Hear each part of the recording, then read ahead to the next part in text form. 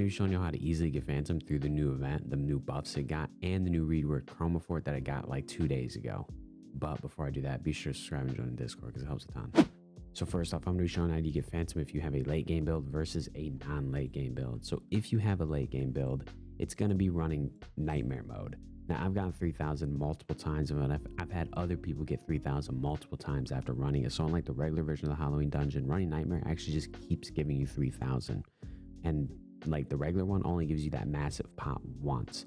The only problem is that the Nightmare mode is like genuinely difficult for most people, and this you can easily get better time on this. I was running this once with 3 people and another time with 4 people, doing like 70% of the total damage. So if you ran this solo and can hold your own weight, you can probably easily get this well below an hour.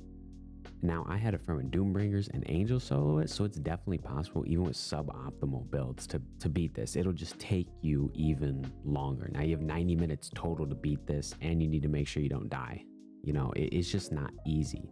And so if it gives you 3,000 each time, running Nightmare, like, okay, so 3,000 times 9 is 27,000.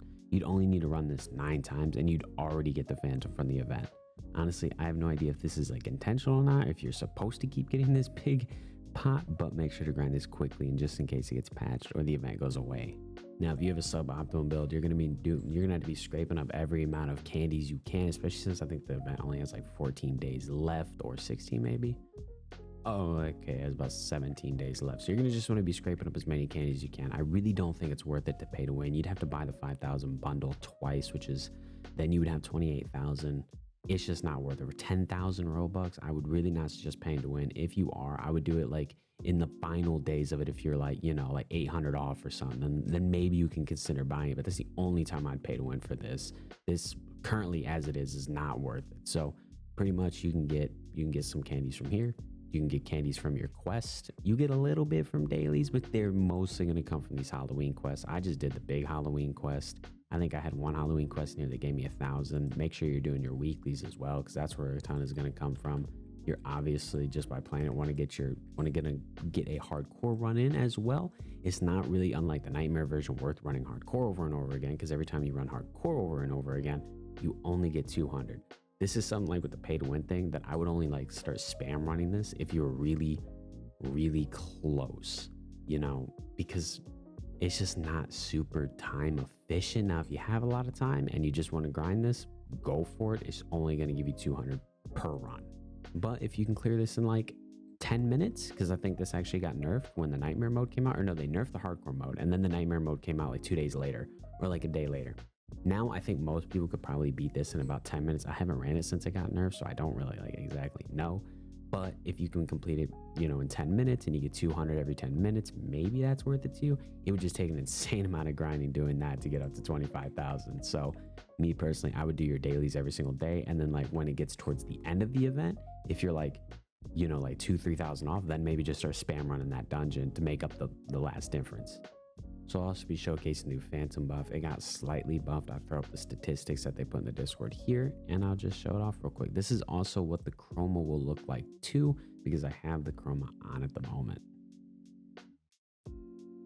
I mean, that's really sick. The red, I wish they made the hand red, but what is really cool is when it goes like invisible like that, it's like a see-through red. With that, I really like that. I just wish they made the hand red.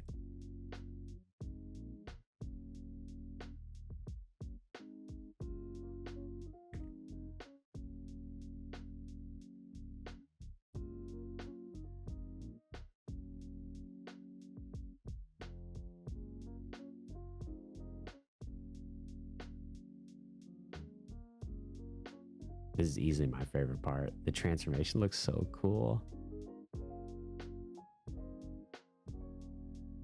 I always wish with the transformation they brought the hand up, like to you.